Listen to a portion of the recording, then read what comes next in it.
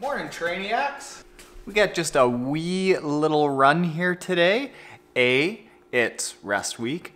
B, I'm just easing back into running because physio just gave me the okay to run as much as I can. C, Easter brunch with Jacques from the long swim.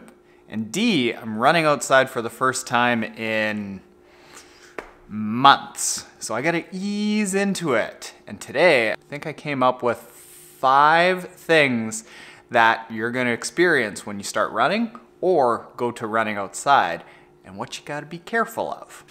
We're running outside again!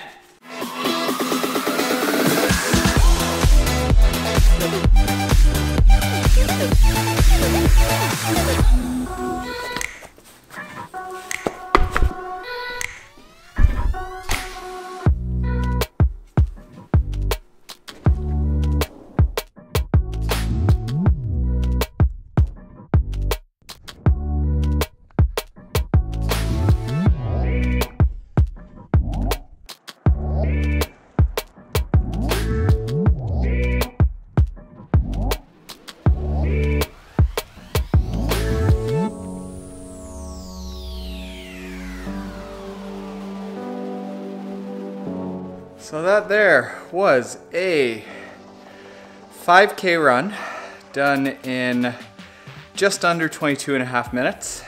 That is a 4:28 per kilometer pace, meaning like a 6:57, 56 kind of mile. It felt good. A little twingy at the start, but it got nice and warmed up, felt good, had an easy time opening up the stride. I liked it. More runs like that. Let's keep it injury-free, Trainiacs, all right? All right, let's pick this back up after brunch in a second. Nothing says happy Easter like gluten-free vegan falafel balls and hummus. So for starters, when you start running, whether you are a completely new runner or a runner that is going outside for the first time in months, the very first thing that you need to do is make sure you've developed an efficient running stride. And for that, we're gonna talk about it in another video, which I will link to right up there. I did it. It's about leaning forward. It's about being efficient. It's about taking that pounding out of your body. Now, on to the things that you're going to experience. One of the first things is that you're going to typically experience sore feet. And this is normal. If in the first 3, 4, 5 runs, you have some sore feet and they're a little bit beat up, but it starts getting better after a few days, you are okay. However, if it's chronic, if it keeps getting worse, you need to get yourself a new pair of shoes. Shoes are essentially disposable. When you're getting into running, you probably don't have a very efficient foot strike, so your shoes might only last 100 to 150 miles. Even really long-lasting shoes might only be 300 miles. You gotta replace your shoes, and if you're going through foot pain on the side, on the arch, a lot in the Achilles or the ankle, you need new shoes. Think about this, like these shoes relatively look fairly new and not very worn, but I'm gonna have to replace these pretty quickly. Now, the second thing that you're going to be experiencing is you're gonna find that you aren't able to run how far you think that you should. When you're a new runner, you are going to be like, well, maybe I can only run 10 or 15 minutes, but my race is gonna be a half an hour. Or if you are going from a treadmill to outside like I did today, you're gonna find that it's more difficult to run for a continuous period of time because there is that much more pounding. Don't worry, I'm gonna tell you a story here. When I first started running, I would run the length of 1 house, and then I would walk the length of 2 houses. And then eventually I built up to running the length of 2 houses and then walking 2 houses. It does not matter where you start from, as long as you're making incremental gains, you can become a good runner, be a good triathlete.